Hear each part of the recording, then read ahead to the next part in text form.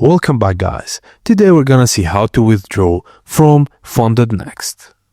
Firstly, open the FundedNext website and log in with your account. Then navigate to the Accounts section. Go to the particular account dashboard from the list of your accounts.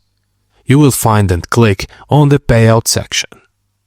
Click the Payout Request button and you will see a form for initiating your withdrawal.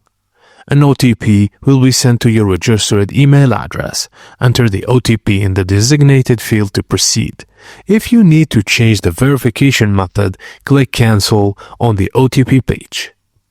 FundedNext offers several withdrawal options like USDT, USDC, RiseWorks, TCPay. Just select the method that best suits your preference.